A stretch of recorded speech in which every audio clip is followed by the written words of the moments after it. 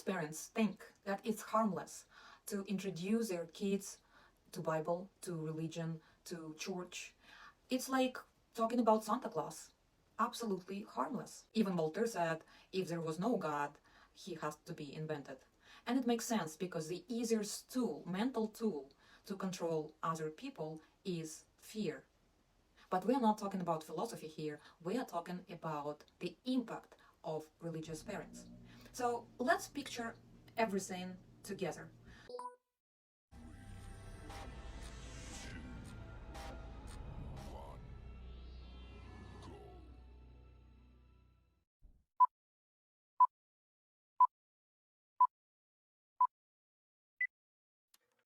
In order to understand traumatization of kids, we need first to take a glance on a concept of Christianity.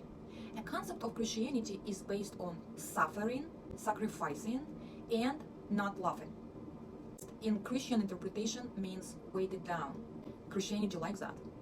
A lot of churches really promote that unhappy lifestyle. What does Jesus say about enjoying life? He says, "Woe to you who laughs now, for you will weep and weep. Blessed are you who weep now, for you will laugh."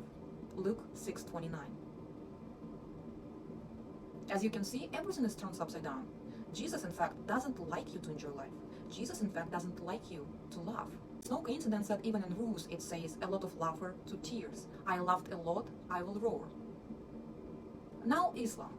Believer happiness is defined by faith in Allah and worship of Him. That's it. I want to repeat it one more time. The dedication of your life to accept Allah and to worship Him. You don't have human life. Islam, Christianity, and especially Orthodox Catholicism inspire people that they are weak and dependent. Do not rely on your own understanding. Trust and obey. That's it. Two simple rules. Now, imagine raising your kids in that paradigm of strict rules where natural human needs are supposed to be suppressed or destroyed, killed, which are to be angry, to be jealous, to be disobedient, to be upset, to be envious. All those feelings are not allowed. So what will happen to the kid who is not even allowed to have those emotions, to experience those emotions and feelings? He creates a false ego that doesn't have those emotions, and that false ego is a strong picture of himself, leads him for the rest of his life, or at least unless he refuses to follow steps of his parents. Usually those kids, when they become adults, able to recognize or identify their feelings because those words are forbidden for them. So they could say or describe their emotions like, I have positive emotions, I have negative emotions. They in general have difficulties to express what they feel, not only to others, but for themselves as well. This is issue number one. Issue number two, the issue here is that it creates inner conflict because I convince myself that I don't have those emotions, which are human emotions. I don't even have substitute for them. So I don't allow myself to experience those emotions. But I actually experience those emotions, but I convince myself, I deceive myself, I lie to myself that I don't have those. And because I don't know how to create the mechanism of substitute, of sublimation of my anger, it just sinks in and I don't know what to do with that. So this anxiety creates in me and it grows and grows. And that is exactly what Sigmund Freud was talking about religion as a result or the main reason for neuroticism or anxiety. The other issue is that religious parents and kids have an issue with each other about trust. How can I trust a parent who created for me those circumstances where I am not able to reveal myself or to disagree with him if my way of thinking or seeing the world is completely different or polar from my parents? So they will neglect me, they will punish me, they will be upset. I am afraid to upset my parents. For that reason, I fake those emotions, feelings, reactions. I learned how to do that. So I become a manipulator just in order not to upset my parents. Which leads me to another issue, is to be a people pleaser. I please people because I don't want them to be upset. I also please people because their love for me, I've learned it from my parents, is conditional. If I do something right in their eyes, then I'm good and they love me. If I do something wrong, or I have audacity to sin, or I have an audacity to make wrong choices in life, then I am bad and my parents and God don't love me. Now, the next one is hypocrisy. As you know, I guess that a lot of religious people are found to be hypocritical. And the reason for that is because those suppressed and repressed emotions and feelings that they don't allow themselves to have, or forbidden desires, um, they made them, the suppression make them to see demerits and wrongdoings in others than to judge it, but to do exactly the same behind closed doors. The next issue is inability, inability from early age, not to be able to resolve conflicts, but to go around them or to avoid conflicts. So when a kid enters the world with other adults who are capable of resolving issues, capable of entering conflicts and manage those conflicts, those kids of religious parents can't. They didn't. They don't know how. They didn't learn. All they know now is how to go around. The issue is to live in constant fear, because imagine if a kid of 6 or 5 years old was presented to pictures of hell, demons, devil, burning figures, and horror around it.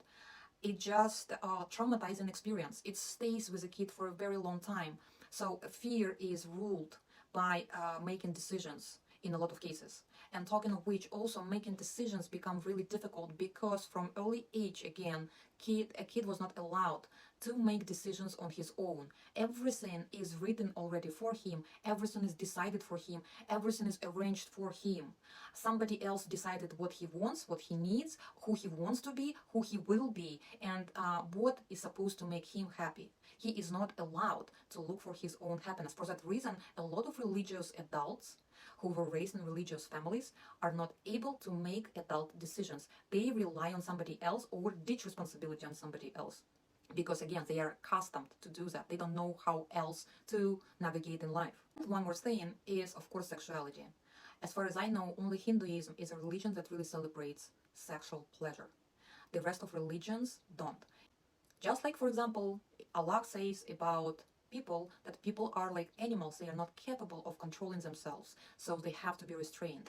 So, of course, it leads to a lot of sexual issues and problems in adulthood, because those kids were not able to allow themselves to feel their body, to feel their body's desires, and they are not trained, or they didn't learn how to satisfy those needs, how to please themselves and how to please their partner, because pleasure is not in books, because pleasure is not something that you are allowed to have. You can, by the way, making kids, but on its own is not allowed.